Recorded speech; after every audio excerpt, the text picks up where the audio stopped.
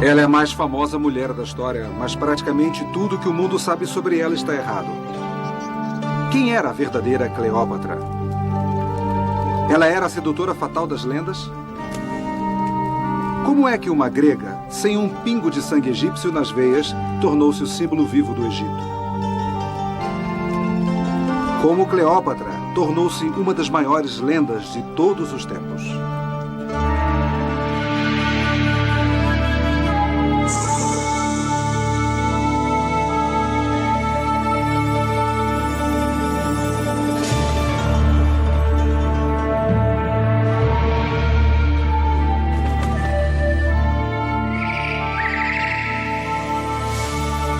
Grandes egípcios.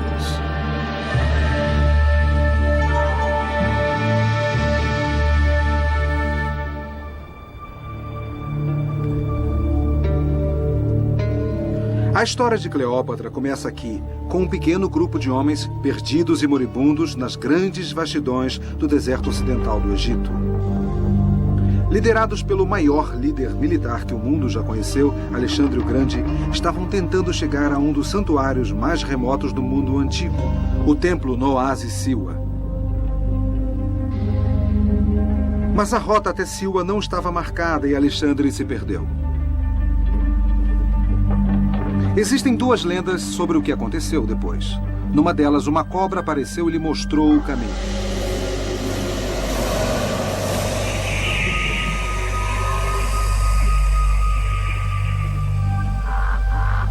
Na outra, corvos orientaram Alexandre através do deserto até um lugar seguro.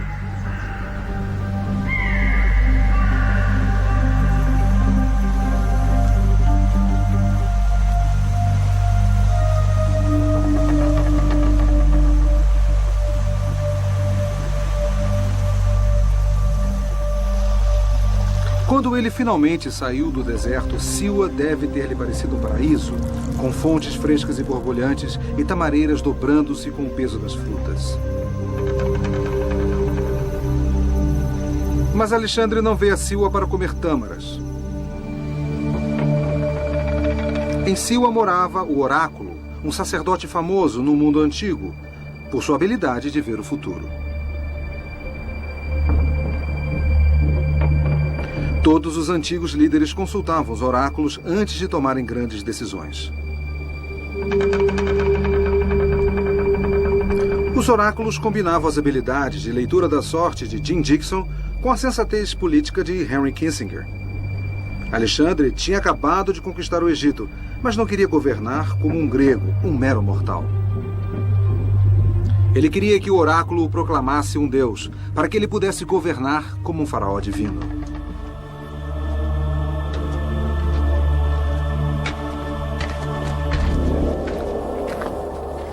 Quando Alexandre finalmente alcançou o templo, ele teria entrado nesta sala sozinho. Ela estaria cheia de incenso. E aqui está um santuário dos santuários, onde provavelmente não permitiram que Alexandre fosse. Então, se ele deixou uma oferenda, teria que ter sido aqui, talvez um carneiro ou algo assim. Depois permitiram que fizesse uma pergunta. Sou um deus? Todas as antigas fontes concordam que o oráculo proclamou Alexandre um deus. Com sua posição divina confirmada, Alexandre o Grande marchou para fora do adormecido oásis de lama e tijolos e prosseguiu na conquista do maior império que o mundo já viu, que ia da Europa até a Índia.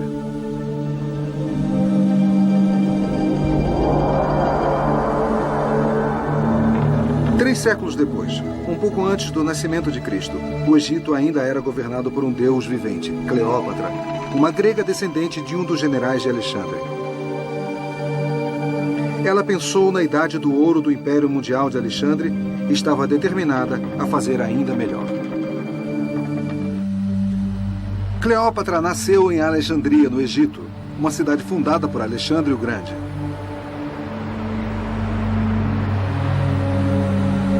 Era uma cidade de lindos templos e palácios. Um farol que era uma das 7 maravilhas do mundo. A maior biblioteca que o mundo já tinha visto. Uma famosa escola de medicina.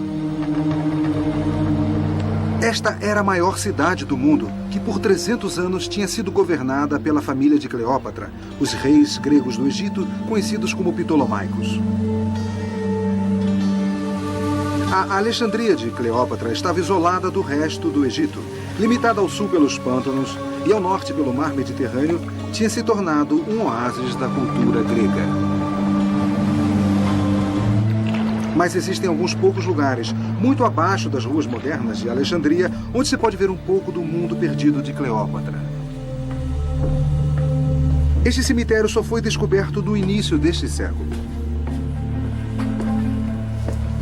Este buraco é grande bastante para que os corpos pudessem ser baixados até as câmaras mortuárias subterrâneas.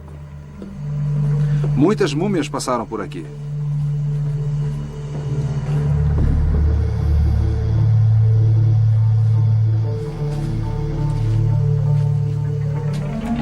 Os alexandrinos ricos eram enterrados aqui. Eles esperavam pela imortalidade, então eram mumificados. Mas nesta época, os embalsamadores haviam perdido a habilidade de remover o cérebro pelo nariz sem danificar o rosto. Eles estavam escondendo e economizando os óleos, o olíbano e a mirra necessários para a mumificação. Mas eles cobriam a múmia com complexos envoltórios. Quando a múmia fosse colocada aqui, quem saberia? Ainda assim, eles decoraram as paredes com deuses antigos, acreditando que os ajudariam a conquistar a imortalidade.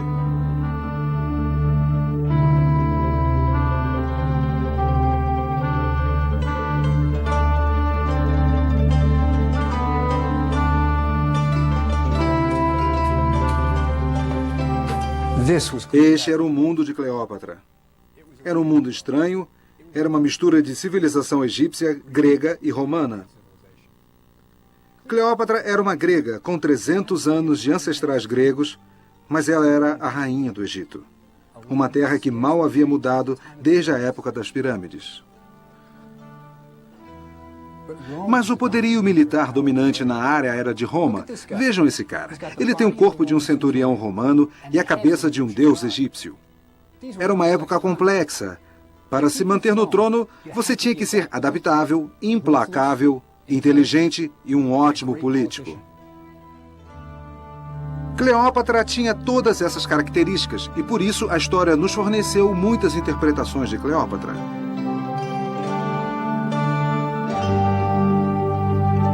Hollywood reforçou a imagem de Cleópatra como uma vamp, começando pelo sedutor retrato de Teda Bara em 1917. Mas quem era a verdadeira Cleópatra? Qual era a aparência dela?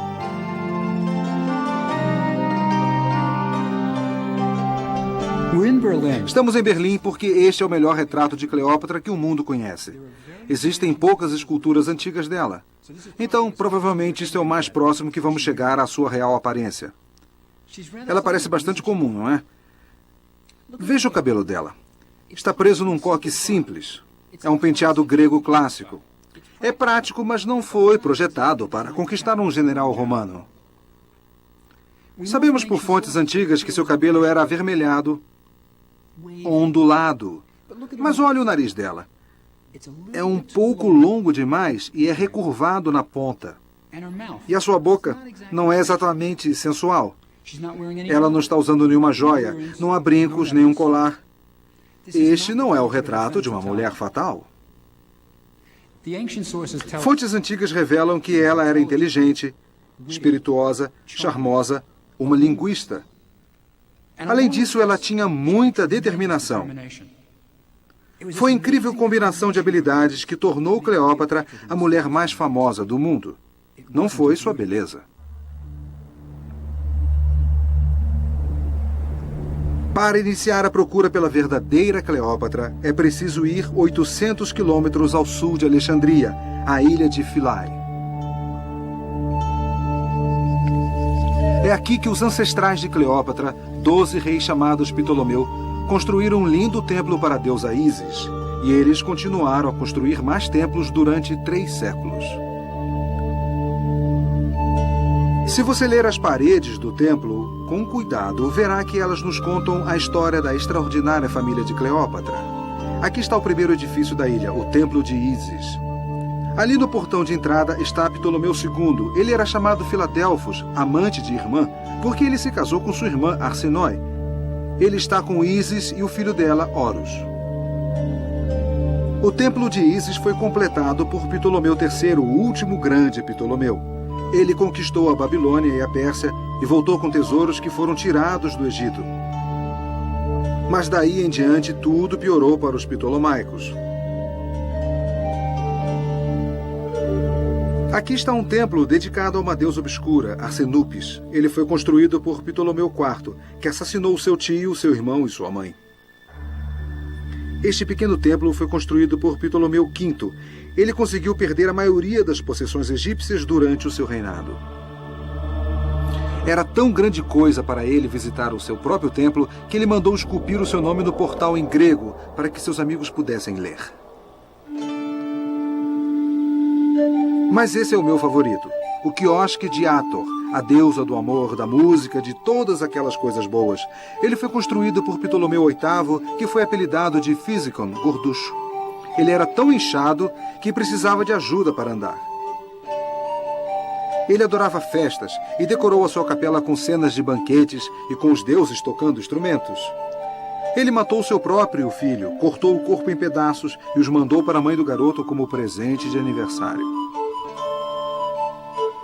O pai de Cleópatra, Ptolomeu XII, foi apelidado de bastardo, mas mais tarde foi chamado Auletes, o tocador de flauta, porque passava o tempo todo tocando flauta e evitando as suas responsabilidades como governador do Egito.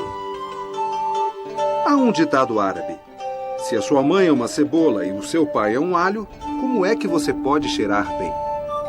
Que chances tinha Cleópatra com um bando desses como parentes?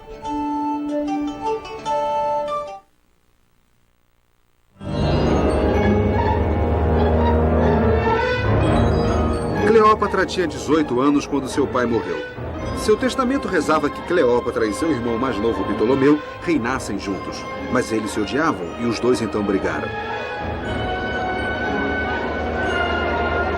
A briga não passou desapercebida. Júlio César, o grande general romano, precisava da riqueza do Egito para financiar o seu exército em expansão. O Egito era a cornucópia de Roma e o mais rico país do mundo.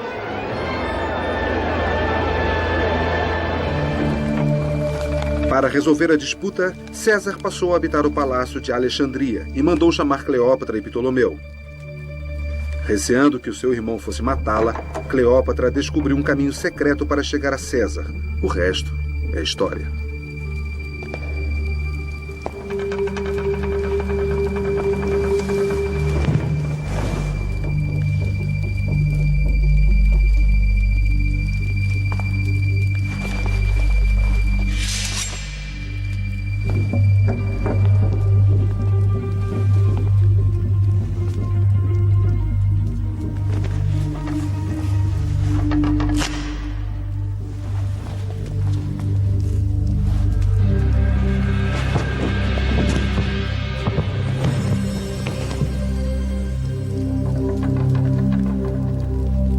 A lenda diz que Cleópatra seduziu César, mas ela era uma mulher muito jovem e César era um notório mulherengo. Ave Cleópatra, senhora das duas terras, filha da luz, irmã de Ísis. Não há dúvida de que havia uma verdadeira atração entre os dois e que César estava encantado pela jovem rainha. Ele nunca tinha conhecido uma mulher como ela. As mulheres do Egito sempre tinham sido poderosas, a rainha Hatshepsu, Nefertiti e agora Cleópatra. Mas durante a era ptolomaica, o papel das mulheres gregas havia mudado. Elas ganharam uma identidade independente de seus maridos ou famílias. As mulheres participavam das artes, na vida cívica, e o casamento tornou-se a união de duas pessoas, não apenas de duas casas. Os retratos das mulheres desse período mostram mulheres fortes, olhando para você com agudeza e confiança. Elas são quase obsessivas. As mulheres não teriam esse poder novamente até o século XX. Cleópatra tinha educação, era determinada em relação às suas ideias e era uma mulher.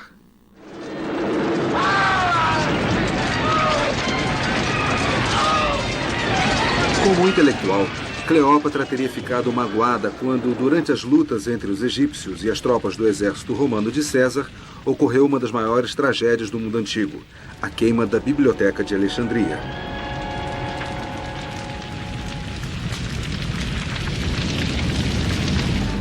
Mas existe um lugar onde podemos ter uma ideia de como era a biblioteca, sob um monumento chamado Pilar de Pompeia. Este era o anexo da biblioteca. Tinha apenas algumas centenas de códices. A grande biblioteca teria cerca de 500.000.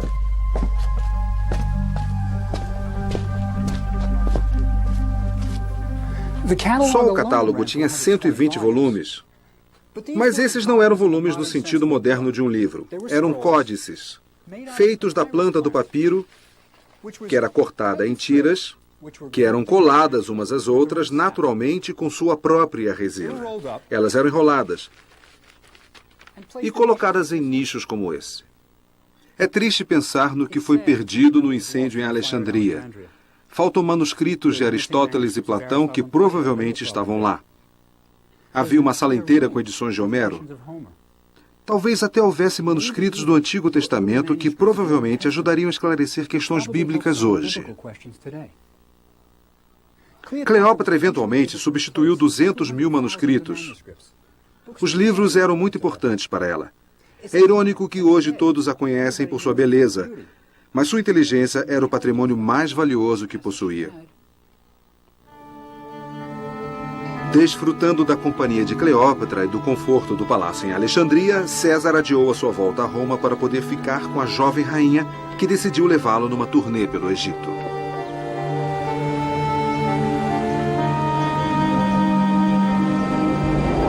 Não há dúvida de que um amor verdadeiro estava crescendo entre os dois, mas Cleópatra pode ter tido um motivo político para fazer o cruzeiro. Ela impressionaria César com a grandeza do Egito. No Egito, ela era uma deusa. E os egípcios viram César como um deus quando ele navegou até as suas cidades escoltado por Cleópatra.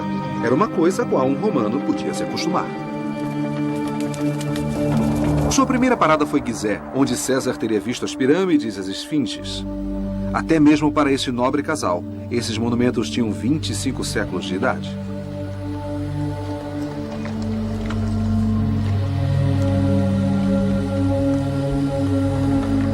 Gizé ficava a apenas um dia de barco de Mênfis, onde Cleópatra teria mostrado a ele o touro Apis, no templo onde seu pai havia levado quando criança.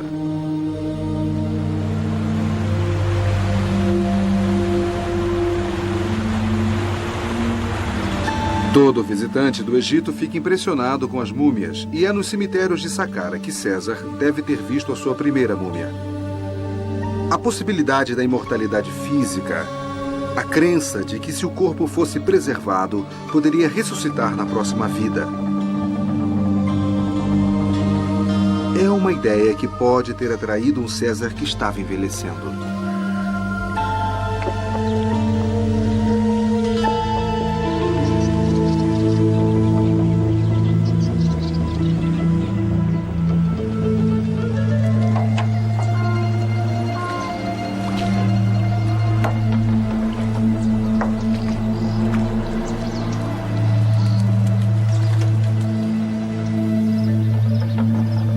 Enquanto o casal velejava para o sul, César viu os infinitos campos de grãos de que Roma precisava para alimentar os seus exércitos. O trigo era tão essencial para a economia e mentalidade egípcia que, quando os egípcios retratavam a próxima vida nos seus túmulos, eles desenhavam campos de trigo.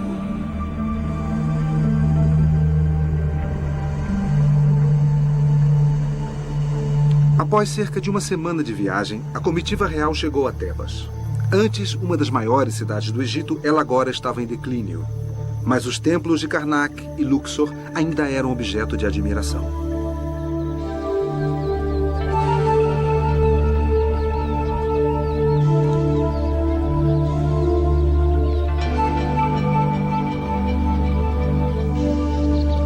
Após um dia de navegação, Cleópatra e César pararam em Hermontes.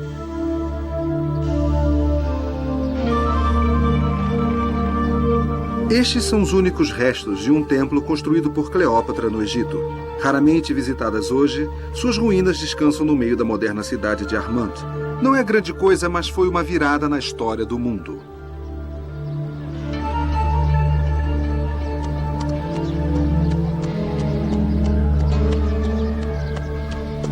É difícil acreditar, mas 2000 anos atrás, nesta cidade adormecida, a República Romana morreu. Veja, César era um oficial eleito. Roma era uma democracia. Mas enquanto César viajava com Cleópatra, ele era visto como seu marido, como um deus. Então, quando chegaram lá, ele acreditou nisso. Nesse momento, ela estava com 5 meses de gravidez. E eles fizeram um plano. Se o bebê fosse um menino, eles construiriam um templo neste local para comemorar o seu nascimento divino. O filho de César seria um deus. Nesse momento, César estava achando muito difícil ver a si mesmo como responsável por um bando de políticos romanos. E essa ideia de que Roma era presidida por um deus, de algum modo, pegou. César foi sucedido por imperadores romanos que viam a si mesmo como deuses. É estranho, mas neste lugar, a democracia romana morreu.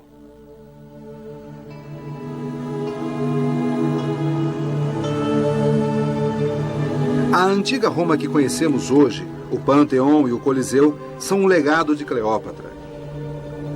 Ela mostrou a uma Roma novata como um deus deveria viver. Após a sua morte, todo imperador romano aspirava à grandiosidade e opulência do Egito de Cleópatra.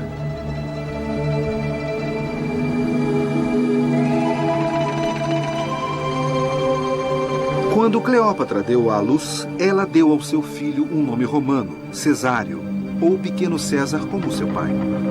Cesário se tornaria o alvo da ambição de Cleópatra pelo resto de sua vida.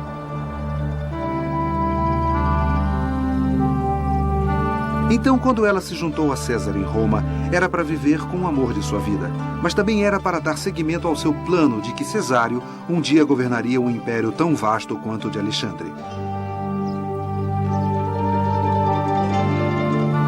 César forneceu uma vila com lindos jardins para Cleópatra morar.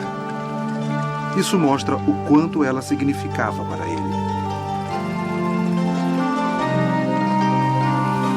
Para um homem que efetivamente era o ditador do mundo romano e cujos adversários suspeitavam que almejava ser rei, tal passo era perigoso. Mas para César, valia o risco.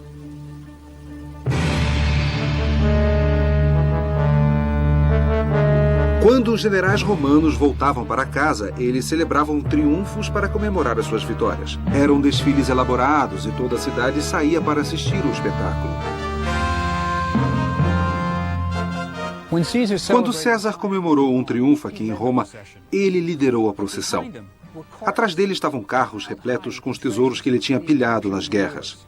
Era mais riqueza do que os romanos jamais tinham visto, mas César assegurou que receberiam parte dessa recompensa.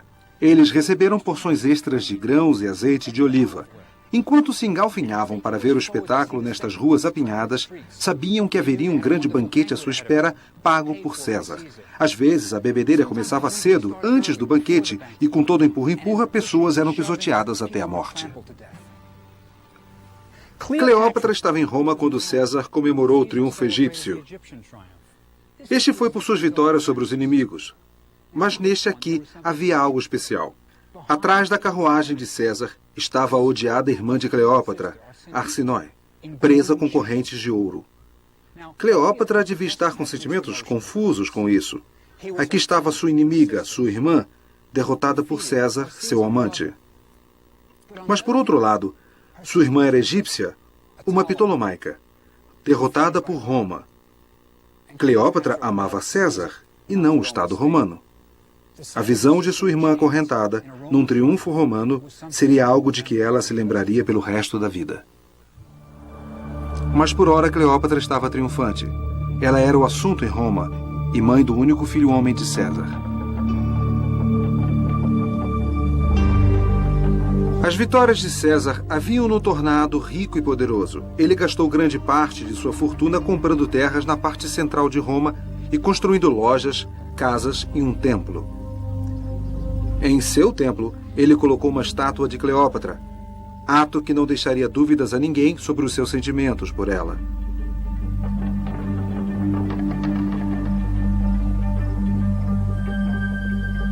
Por um milagre da natureza, a influência de Cleópatra sobre os romanos foi perfeitamente preservada até hoje.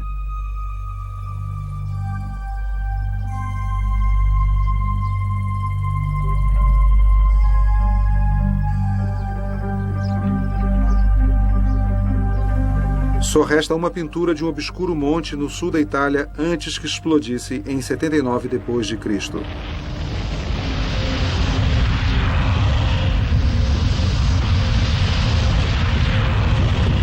Numa das maiores erupções vulcânicas de todos os tempos, o Monte Vesúvio despejou milhares de toneladas de cinzas e gás venenoso sobre a linda cidade italiana de Pompeia, matando a maioria de seus habitantes, mas preservando a cidade para sempre.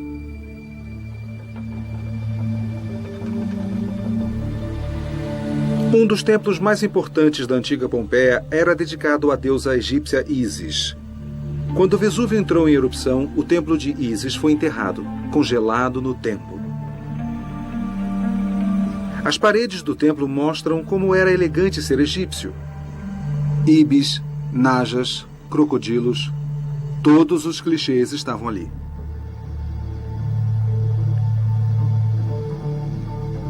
Havia até uma piscina cheia da sagrada água do Nilo. Cleópatra vestia-se como Ísis para as cerimônias religiosas, e um jovem iniciado romano intoxicado pelos mistérios de Ísis descreveu como ela se parecia. O longo e negro cabelo de Ísis caía em anéis sobre o seu maravilhoso pescoço, e estava coroado por uma elaborada grinalda, na qual estava tecido todo tipo de flor. Após cerca de 2 anos em Roma, Cleópatra deve ter sentido que sua meta estava à mão. Ela era a mulher mais poderosa do mundo, aliada ao mais poderoso homem. Parecia certo que seu filho Cesário herdaria um império tão grande quanto o de Alexandre.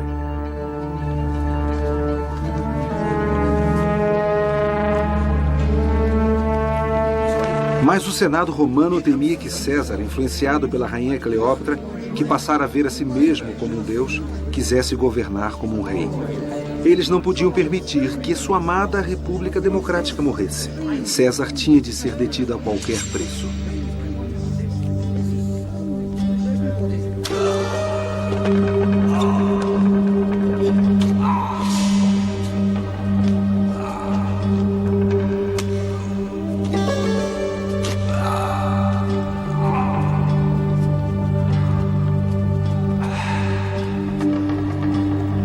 Seu amor por Cleópatra e suas aspirações divinas levaram-no a uma morte violenta.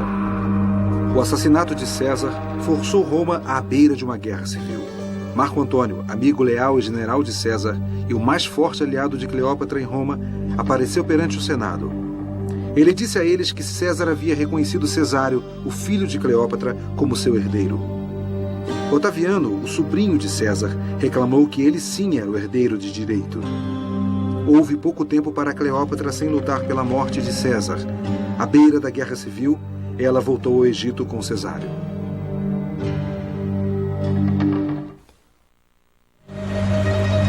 Durante a ausência de Cleópatra, a economia do Egito havia entrado em declínio. Os gastos do governo estavam fora de controle, a inflação estava feroz e a administração do país estava nas mãos de gregos corruptos. O sistema praticamente era escravo. Os egípcios trabalhavam nos campos e pagavam impostos altíssimos para que os gregos pudessem viver luxuosamente. Cleópatra não mudou o sistema, mas ela o tornou mais eficiente e reduziu a corrupção, o que melhorou tanto a vida dos gregos como dos egípcios.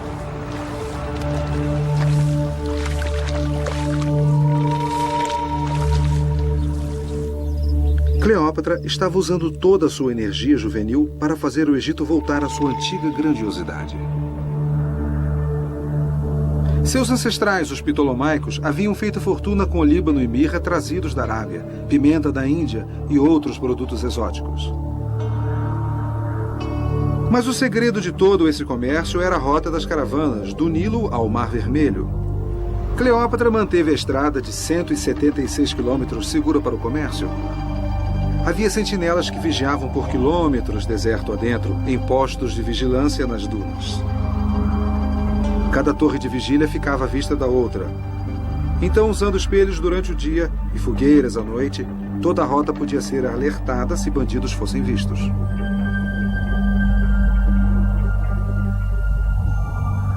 Havia pousadas onde as caravanas podiam descansar depois da sua jornada diurna. Havia pequenos quartos em volta de um pátio onde os homens descansavam e onde os animais eram amarrados. Cada parada tinha um poço, onde os animais podiam ser refrescados e onde os odres eram cheios. Cleópatra manteve a rota das caravanas aberta, não apenas pelos impostos que elas traziam.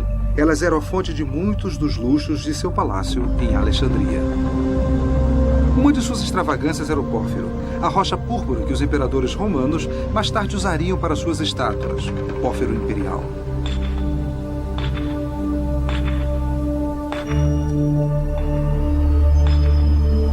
A única jazida de pórfiro do mundo ficava no Egito, perto do Mar Vermelho, e Cleópatra foi a primeira na sua exploração.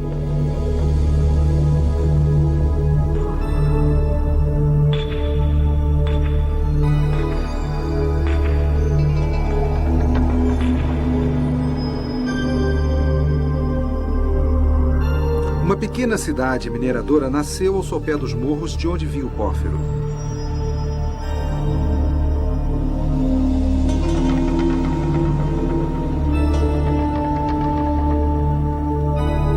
O pórfiro foi descoberto no alto da montanha conhecida como Quebel do Rom, montanha fumegante, por causa da poeira criada pela extração. Removidos da montanha, os blocos eram carregados sobre rampas até o vale abaixo.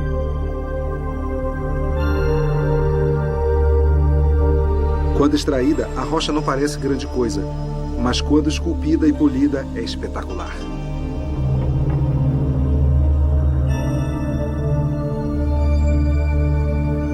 Foi necessário muita habilidade administrativa para abrir e operar as minas de pórfiro, e Cleópatra estava à altura desta tarefa.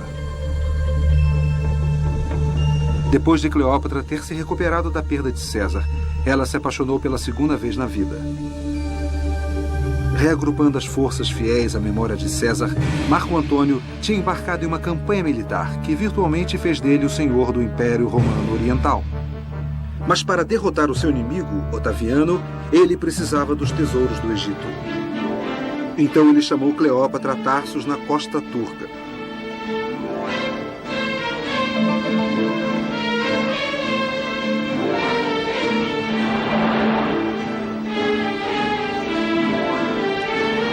Cleópatra não atendeu de imediato, mas na hora que quis, e bem ao seu estilo, velejou para Tarsos.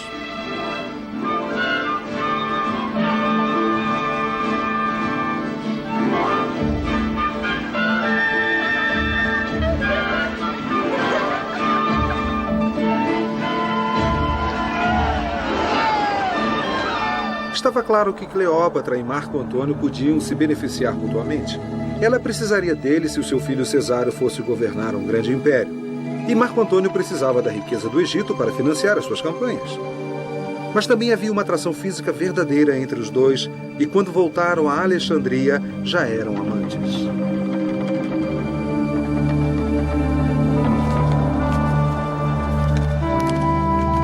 Marco Antônio teve de deixar Cleópatra para ir à guerra. Ela breve daria luz a gêmeos. Mas logo depois que Marco Antônio partiu, Cleópatra soube que ele tinha casado com outra mulher. Pela segunda vez em sua jovem vida, seu sonho de ver o jovem Cesário governar um vasto império foi destruído. Ela agora tinha 29 anos, era mãe de 3 filhos pequenos e estava sozinha. Na hora da necessidade, as pessoas frequentemente se voltam para a religião, como Cleópatra fez. E para entender a sua religião, tudo o que você precisa fazer é ir ao grande templo de Dendera, no sul do Egito.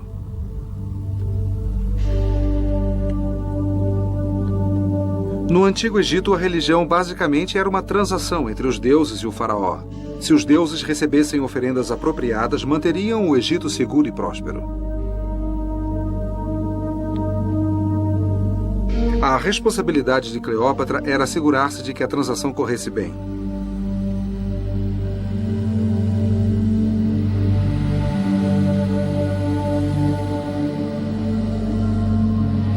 O templo era o lugar onde ocorria essa troca. Quando Cleópatra visitava Dendera, ela entrava no Santuário dos Santuários, onde só ela e os altos sacerdotes eram permitidos. A cerimônia matutina começava com a remoção dos selos de argila do santuário, a abertura das portas e a revelação da estátua da deusa. Eram feitas oferendas de comida, flores e óleos aromáticos. Orações eram recitadas, hinos eram cantados, incenso era oferecido e tudo na sequência apropriada. Daí então começavam as atividades do dia. A maioria das vezes, sacerdotes de cabeça raspada serviam de dublês para Cleópatra. A cerimônia mais importante ocorria aqui no dia do Ano Novo, para assegurar que o Nilo transbordasse e que as plantações florescessem. Ao amanhecer, os sacerdotes giravam cada uma das estátuas divinas de seus santuários e, numa procissão sagrada, carregavam os deuses até o telhado do templo para a cerimônia do tocar do disco, quando as estátuas eram expostas aos primeiros raios solares.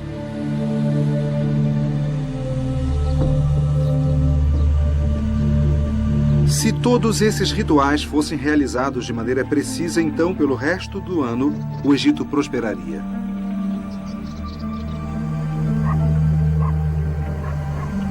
A única cena remanescente de Cleópatra fazendo oferendas aos deuses está aqui na parede de trás de Dendera. Normalmente a rainha estaria acompanhada de seu marido, o faraó, mas Cleópatra não era uma rainha comum.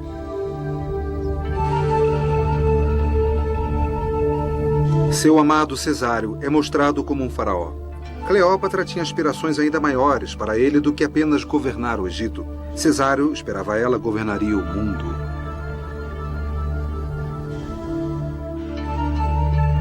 De repente, após haver abandonado Cleópatra por 3 anos, Marco Antônio voltou. Ele precisava de Cleópatra e da riqueza do Egito para realizar o seu plano de controlar todo o Império Romano. Ele pediu um encontro. Mas por que Cleópatra concordaria? Cleópatra era mais do que uma lenda. Também era um ser humano.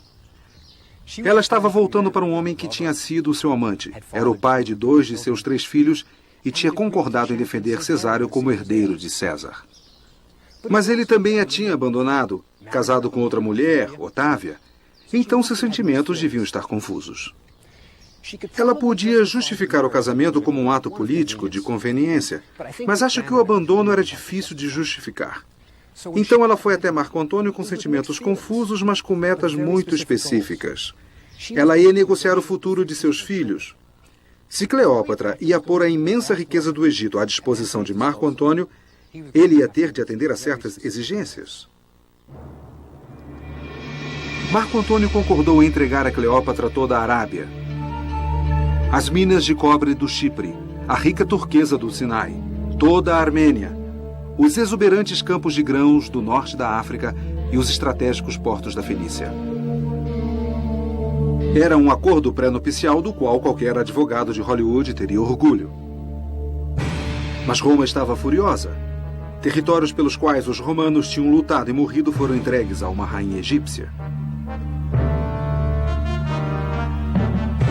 Otaviano usou esse ultraje para reunir as suas tropas para uma demonstração final na guerra civil com Marco Antônio. A Batalha de Actium, travada perto da costa da Grécia, iria determinar o futuro do mundo ocidental.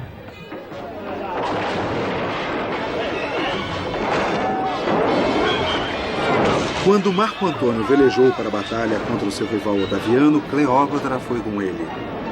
Ela levou 60 navios egípcios consigo e sua própria nau Capitânia. Nunca se ouviu falar de uma rainha no coração de uma batalha, mas Cleópatra queria ficar perto de Marco Antônio para assegurar a vitória. Mas desta vez parecia que a vitória seria de Otaviano. Bem no final da tarde, uma forte rajada de vento começou a soprar na direção do Egito. A nau Capitânia de Cleópatra conseguiu livrar-se da confusão, içar a vela e partir para o Egito. Ela está partindo! Cleópatra está partindo! Diante dos homens incrédulos, ele velejou atrás dela. Ele não mais era o seu corajoso comandante romano, era um seguidor de Cleópatra. No convés do navio de Cleópatra, Marco Antônio amargou a derrota na batalha. Quando chegaram ao Egito, ele desembarcou em um local distante. Aqui, na costa nua, Marco Antônio parece ter caído aos pedaços. Acompanhado apenas de um servo, ele nada fez. Não viu ninguém e mergulhou mais ainda no desespero.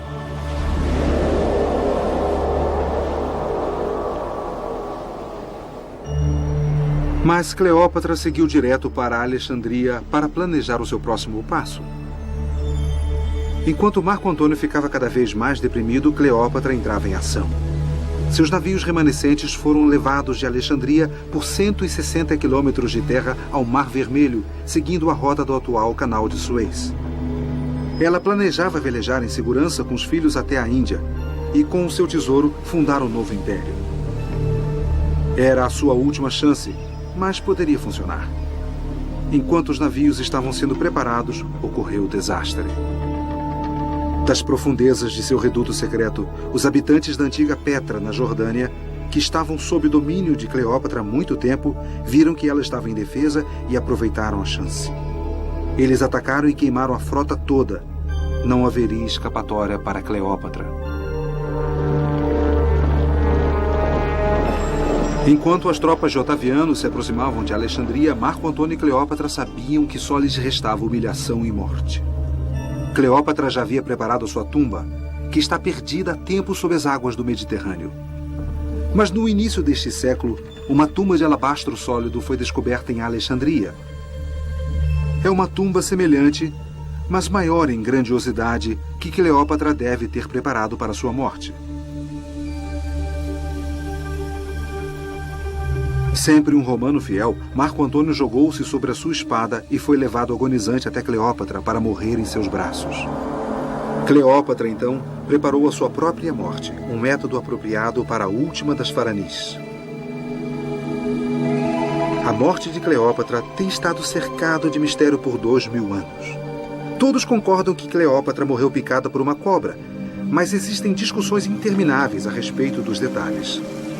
A verdade é que existem duas serpentes venenosas no Egito, a naja e a víbora cornuta. A picada da víbora cornuta é apenas 20% fatal e causa um inchaço grotesco. Então é improvável que Cleópatra tenha escolhido a víbora.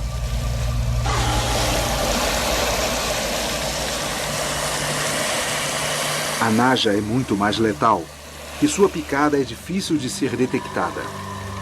A morte por picada de naja era uma forma de execução bem documentada em Alexandria.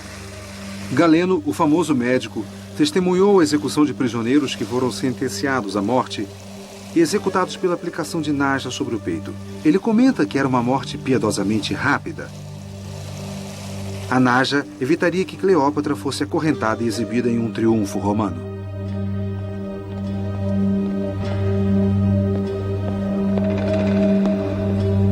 Otaviano receava que Cleópatra tentasse o suicídio, então tudo o que era enviado a ela era cuidadosamente inspecionado.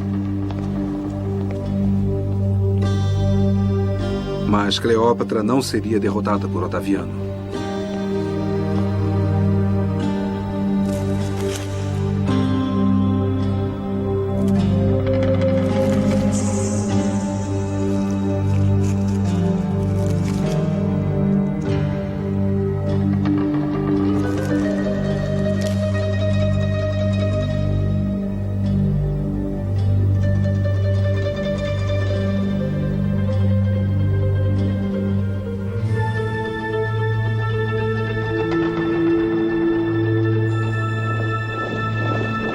Quando abriram as portas, os soldados de Otaviano encontraram Cleópatra morta sobre uma cama de ouro vestida em trajes reais. Uma criada jazia morta aos seus pés e Xamen estava arrumando a coroa de sua rainha. Quando Otaviano finalmente comemorou seu triunfo em Roma, tudo o que ele pôde mostrar foi um retrato que mostrava Cleópatra sendo mordida por uma cobra. A naja, o símbolo da realeza que havia protegido os reis e as rainhas do Egito por 3000 anos, tinha atacado pela última vez, protegendo Cleópatra da humilhação.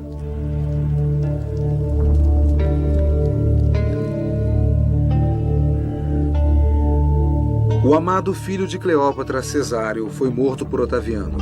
Seus filhos mais novos, enviados a Roma para serem criados, desapareceram da história. O Egito, agora mera província romana, viu seu último faraó. Com Cleópatra, morreu a maior civilização que o mundo já conhecera. Alexandria deixou de ser um centro de aprendizado. Sua biblioteca e seu lindo palácio desapareceram sob o mar. Os grandes templos do Egito ficaram desertos, cobertos de areia. Os antigos rituais dos sacerdotes foram silenciados para sempre e sua língua extinta. Mas Cleópatra, que tinha feito as apostas mais altas e perdido, nunca foi esquecida. Mesmo quando os nomes dos faraós do Egito não eram mais lembrados, um nome perdurou por séculos: Cleópatra, rainha do Egito.